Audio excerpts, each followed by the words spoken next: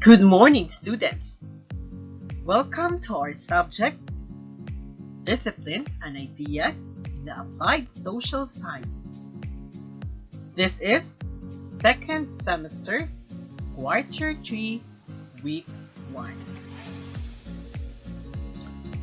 Once again, this is Rafi G. Aguilar, your teacher. Before we begin with our formal discussion this morning, don't forget to visit our official website at www.gaitf.sims.schools/lcms. I repeat, www.gaitf.sims.schools/lcms. Log in your account there, download the PDF files I have uploaded, and of course, visit the third quarter learning path. Don't forget to answer the quizzes as well as the activities that I have uploaded there. So today we have a new lesson, but before we begin, of course, I will greet you a Happy New Year to all. Are you excited for today's lessons? I'm also excited, so let's begin. What do you think our topic for this morning? So can't wait, we'll find out in this few more slides. Before we begin, of course, I have prepared our objectives for this morning. This may serve as our guide for today's discussion. First is to clarify the relationships and differences between social science and applied social sciences. So what are the relationships? What are their relationships, no? And the differences between social science and applied social science. Second, identify the goals and scope of counseling. And third, explain the principles of counseling. So this will be our objective for this morning, for today's lesson. So, in your own idea, what do you think is our lesson for this morning? Our lesson for this morning is all about defining the social sciences and the applied social sciences. For today, we're going to find out, to know the differences of the social sciences and applied social sciences, as well their relationships. Social sciences. So social sciences are vast fields of scientific study which investigate human societies and the different forces within them. These diverse fields examine how people interact and develop their culture. Social sciences are comprised of several disciplines, including history, political science, sociology, psychology, economics, geography, demography, anthropology, and linguistics. So we've already known this from first semester. The several disciplines, no, like the history that studies the important events happens, and then the political science, sociology, so about society, psychology, about the behavior, economics, geography, demography, anthropology, and linguistics. So those are the several disciplines, no, under social sciences. So question before we proceed to the next slide. None so far. Through a body of empirical knowledge, the social sciences offer a complex collection of lenses that allow us to understand and clarify the various aspects of human society. Varieties of lens that the social sciences study refer to the various areas of the social sciences that research human society. The field of social science uses a diverse collection of lenses made up of a body of ideas, theories, structures, and methodologies that allow us to understand and research the multi-faceted forces that make up and influence human society. So the field of social science uses a diverse collection of lenses, so made up of body of ideas, theories, so structures and methodologies, set of methods that allow us to understand and research the multifaceted forces that make up and influence human society. So branches of the social sciences, we've discussed this already from the first semester. Yes, if I'm not mistaken, it was our second topic for the second week. So what are the branches of the social sciences? So this may serve as a review. Okay, economics, anthropology, history, political science, psychology, sociology, geography, demography. So these are the branches of the social science. So economic, it deals with the economy of the society. The anthropology, the history, the important events that happened. And the political science, the psychology, sociology, geography, and demography. So those are the branches of the social sciences. So what is applied social science? Defining the applied social sciences. The applied social sciences were developed as a response to the highly segmented and compartmentalized divisions of social science disciplines that dominated Western research training in the late 1990s and until the end of the 20th century. So it was developed as a response to the highly segmented and compartmentalized division of social science disciplines that dominated Western research training in the late 1990s and until the end of the 20th century. Scholars from the social sciences argued that there is a need for more collaboration in the various fields of the social sciences. This suggests that the various areas of social sciences need to work together effectively to resolve problems. This multidisciplinary approach to the study of various social problems has become the focus and the beginning of applied social sciences. Similar to social sciences, which concentrate on the theoretical studies of society, applied social sciences concentrate on the use and application of the various ideas, theoretical models, and hypotheses of social science disciplines to better explain society and the various challenges and issues it faces. So it's also a multidisciplinary approach to the study of various social problems that become the focus and the beginning of the applied social sciences.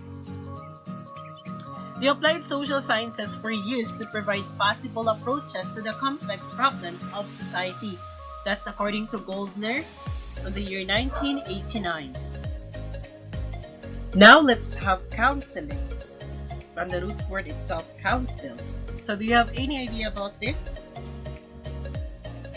If none, then let's find out.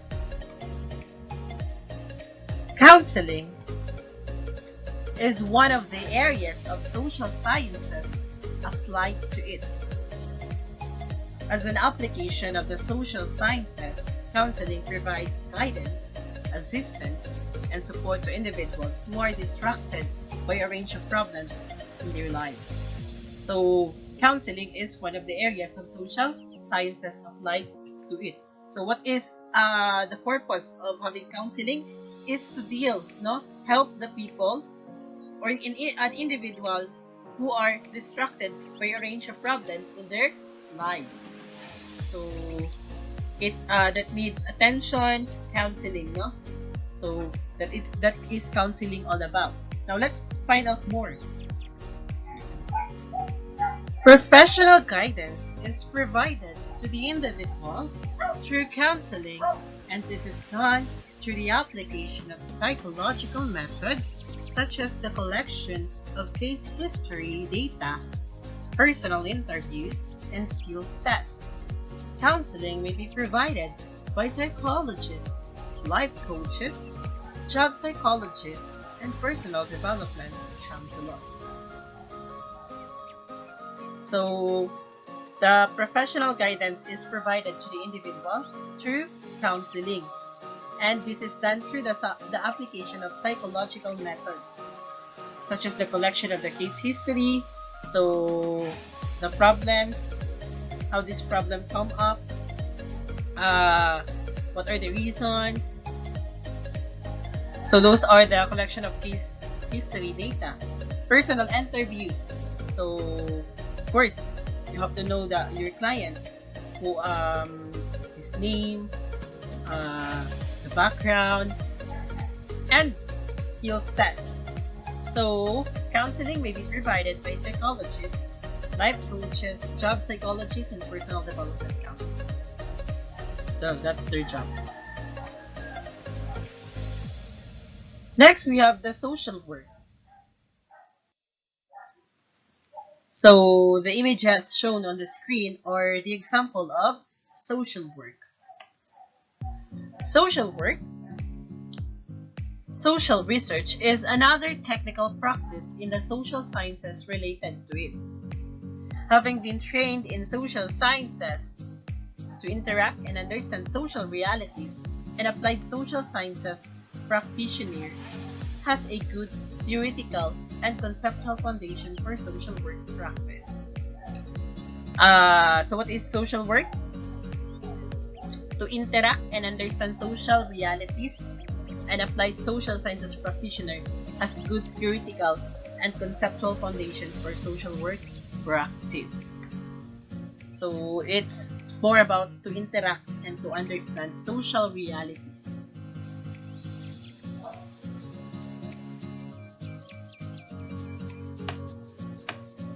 Through social work, professionals are supporting people, families, associations, and neighborhoods to strengthen their individual and mutual well-being. So, through social science, professionals are supporting people, not just the people, the families, associations, and neighborhoods. For what purposes? For what reason? To strengthen their individual and mutual well-being. Next is communication studies. Communication studies, applied social sciences, provide appropriate instruction for employment in the communications field. One example of a career in the advertising industry is in the field of mass media. So, do you know what is mass media? Okay, so example of that are the giant networks here in the Philippines. What are the giant networks here in the Philippines? The ABS-CBN, Corporation, the GMA, and of course the TV5, and many more. So, for example, in the news and current affairs department of major televisions and radio networks, practitioners stress the importance of balanced, objective, truthful, and creative reporting of news and other important events as they have happened. So, of course, working on the mass media should, especially in news and current affairs, should be balanced, no? The information, balanced reporting, no biases. So, objective, balanced, truthful, and creative reporting of news and other important events as they have happened. So, practitioners in applied social sciences have ample experience in this field as they are equipped with communication theories and principles that allow them to understand and educate the public about the social, political, cultural, and economic realities. Communication professionals have the skills to write, create and deliver news accurately and creatively to the public. So for those communication professionals, they have the skills to write, to create, and deliver news accurately and creatively to the public. But of course, it should always be a balanced, truthful, and of course, no biases.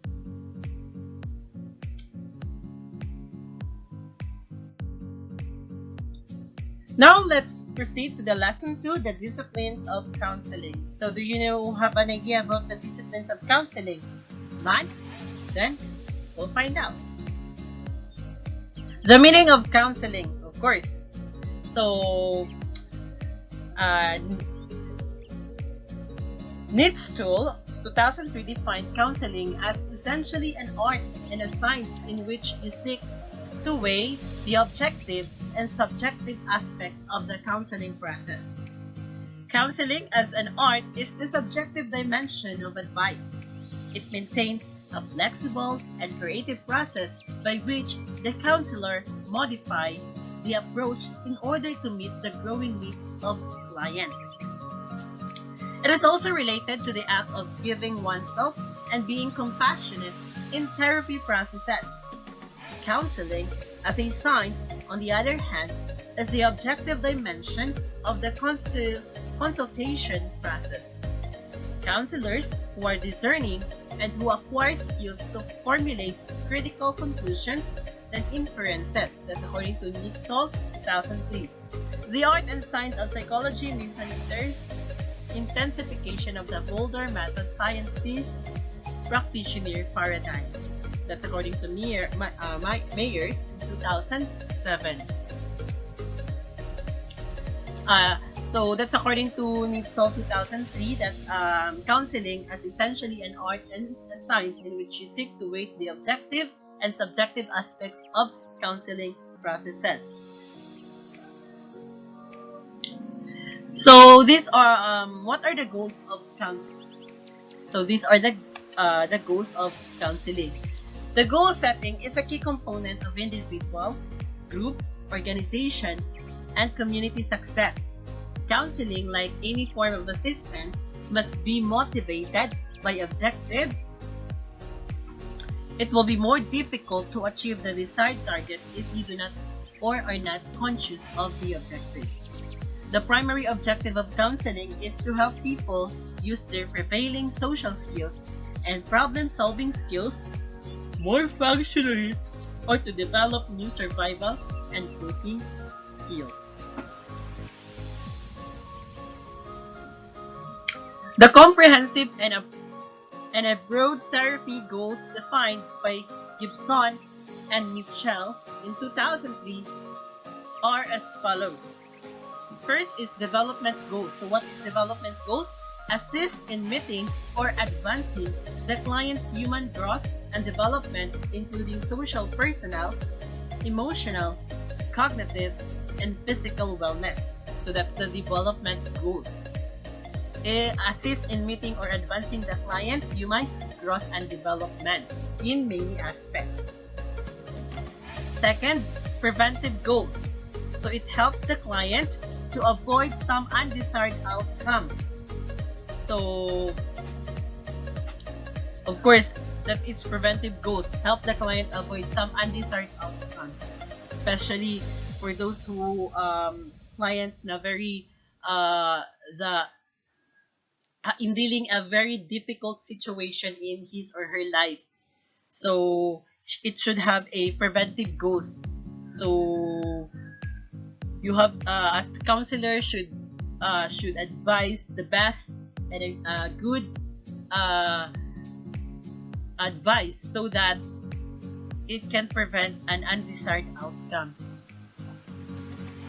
Kasi there are tendencies that your client should commit, suicide, or might end up his or her life because you did not able to give a good advice or something. So professional counselors are aware on that, and it's their job to prevent the undesired outcome for their clients, because they are doing that is to make their clients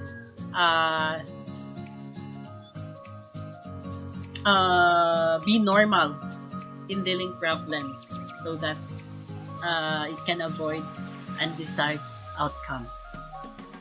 Third is enhancement goals.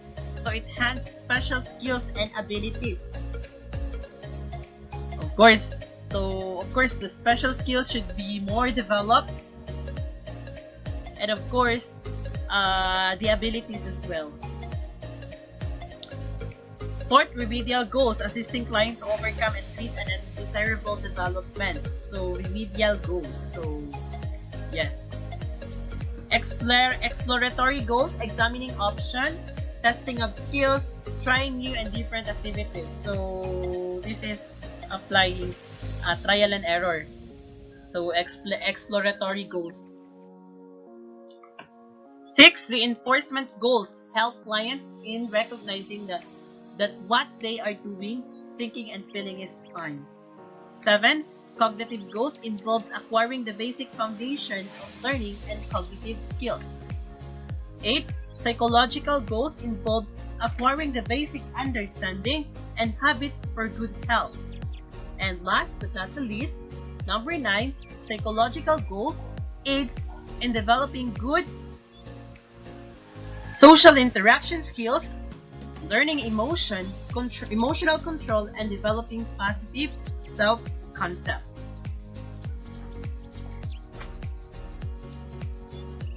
And of course, the scope of counseling. So what are the scope of counseling? Counseling is a specific term with diverse definitions and objectives. The goals listed above reflect the nature of the advice. Counseling is important in nearly every area of a person's life: cognitive, mental, economic, financial, psychological, and others. It is also applied to individuals, families, and groups.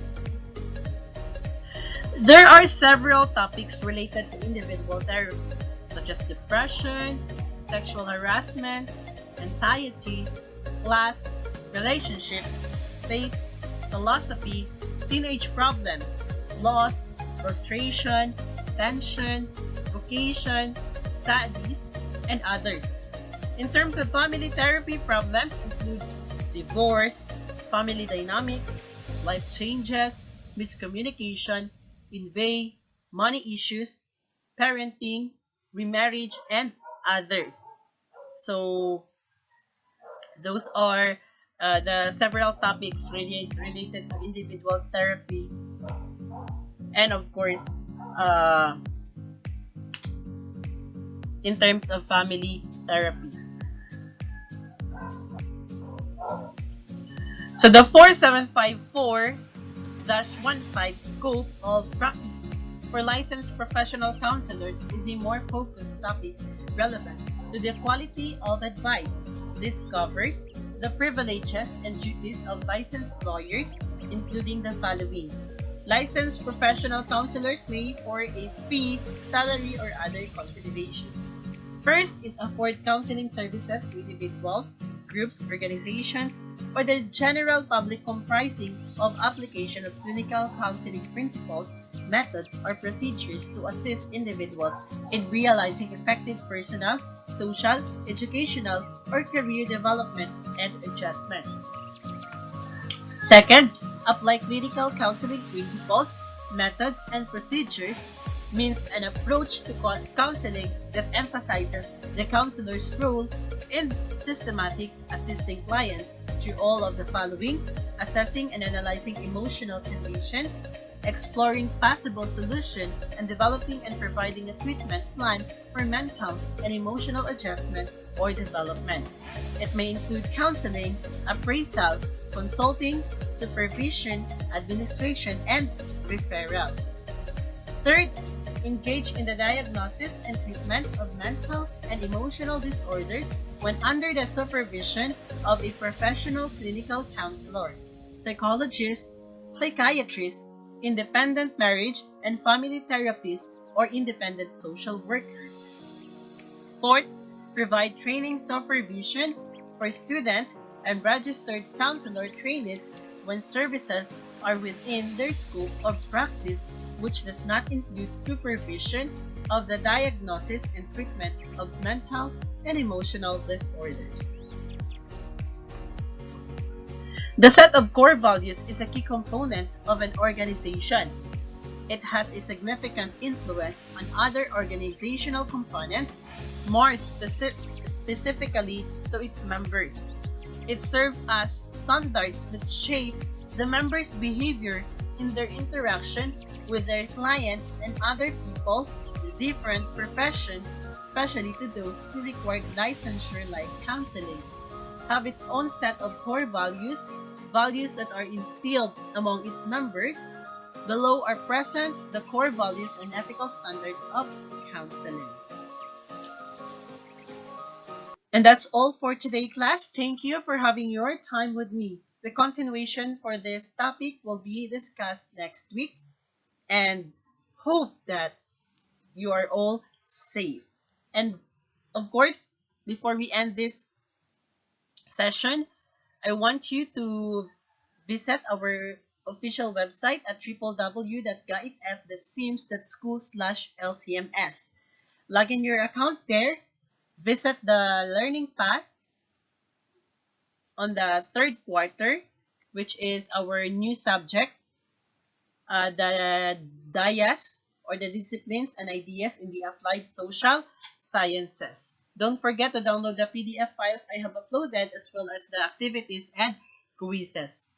So that's all for today, class. Thank you, and God bless everyone. Stay safe.